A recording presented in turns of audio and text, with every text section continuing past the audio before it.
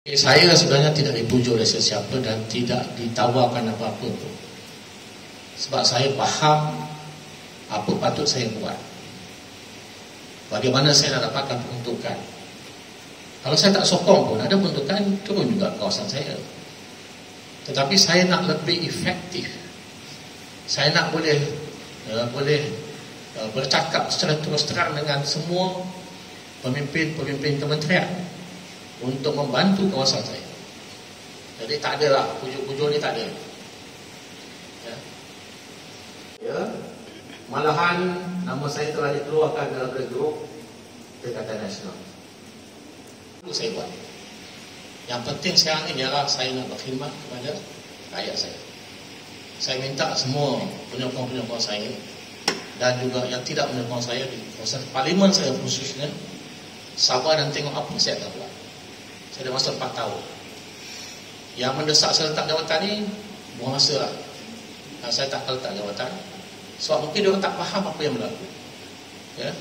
Mungkin mereka dimomokkan dengan perkara lain. Saya minta mereka bersabar. Dan selama setahun saya tak melanggar peraturan parti. Yang kedua, istilah khianat ini yang biasa digunakan. Ya? Saya sebagai pemimpin, saya ada pendirian saya. Kalau pemimpin hanya ikut terunjuk, tarik hidung, itu bukan orang pemimpin. Sebab saya ada hak untuk mewakili kawasan saya apa saya nak buat. Kalaulah parti yang saya wakili itu tidak mengarah ke situ, saya tak puas hati. Takkan saya nak biar kawasan saya macam itu. Saya mengambil keputusan ini berdasarkan kepada kepimpinan saya. Kepimpinan saya memberikan khidmat kepada rakyat. Saya tak boleh tunggu begitu lama untuk menunggu nak temu atap. Sekarang ni atap dah tak ada. Konflik tak senang tu. Okey. Dulu saya kata ada 5-6 orang. Sekarang ni ada 7-8 orang. Tapi nama saya tak boleh maklumkan di sini. Tunggu masa dah lihat, akan ada pengumuman-pengumuman mereka yang akan menyokong kerajaan Madani. Dan masa terdekat? Ya, insya-Allah dalam masa terdekat. Berapa orang tadi yang mungkin menyatakan 7-8 orang. 7-8 orang. Semua bersatu saja ke ataupun ada PAS juga? Tak boleh cakap lagi lah. Nanti jadi isu lain pula. Bersatu juga kan Datuk? Perikatan Nasional. Dari PAS ke Bersatu? Perikatan Nasional. Okey. Dari negeri mana? Perak juga? Ada beberapa negeri, insya-Allah. Yang majoriti kawasan Melayu? Semua ahli parlimen PN ni daripada kawasan Melayu. Semua. Saya terbuka di parlimen. Saya juga ucap terima kasih kepada followers yang live dalam TikTok dan sebagainya. Begitu juga dengan khususnya pengundi saya dan penyokong saya dan penduduk di kawasan Parlimen Bukit Jantang. Perkara yang saya nak sebutkan di sini ialah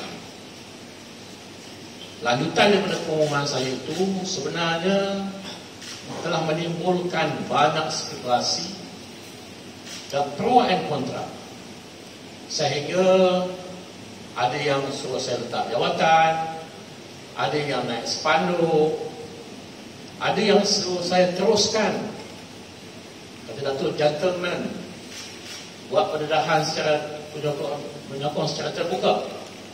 Dan ada juga yang mengaitkan isu saya dapat kepentingan pribadi, dapat projek, dapat peruntukan 50 juta, 30 juta untuk kawasan. Dan ada juga yang mengaitkan dengan keluarga saya. Jadi ini semua adalah isu-isu yang dibangkitkan. Sebenarnya selama setahun setelah PRU 15 berlalu, ada banyak perkara yang saya buat. Khususnya saya memikirkan masa depan negara. Apa akan jadi dengan perpaduan yang ada dalam negara kita?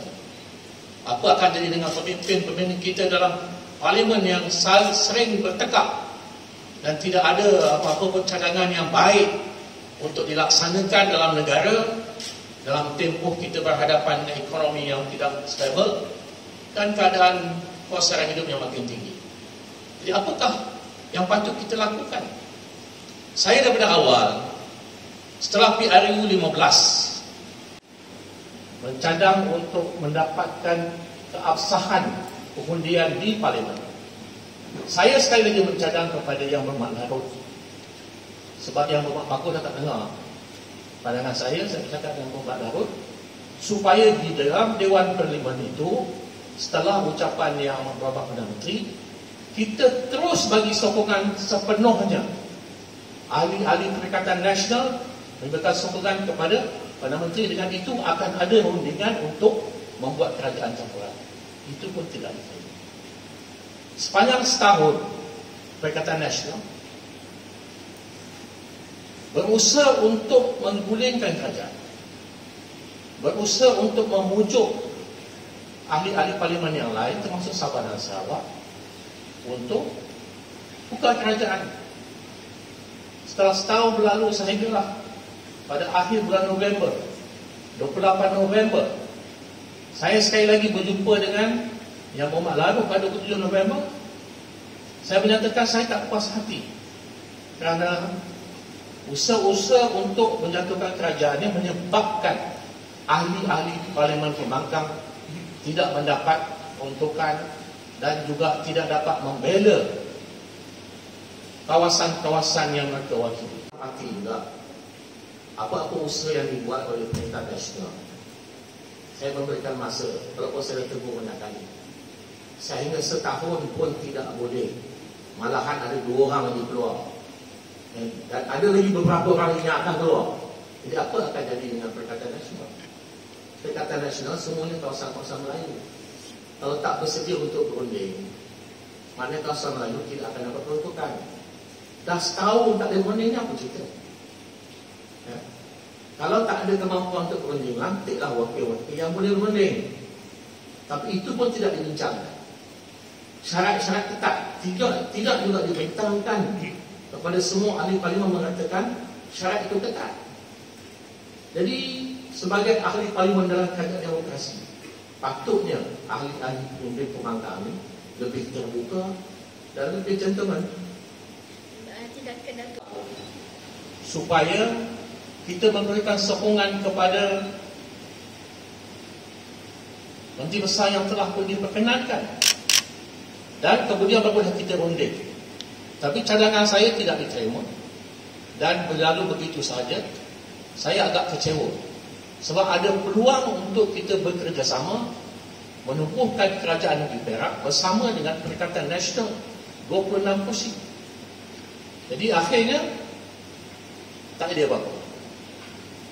Kali kedua, apabila Beliau Yang Maha Mulia Yang di-Pertuan Agong telah mengumumkan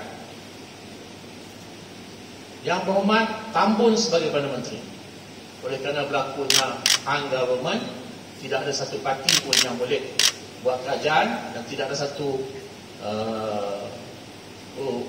usaha pun dapat ditubuhkan kerajaan yang stable, maka Yang di-Pertuan Agong telah memperkenankan Yang Berhormat Tambun sebagai Perdana Menteri dengan mengharapkan semua parti-parti bekerjasama membentuk kerajaan perpaduan.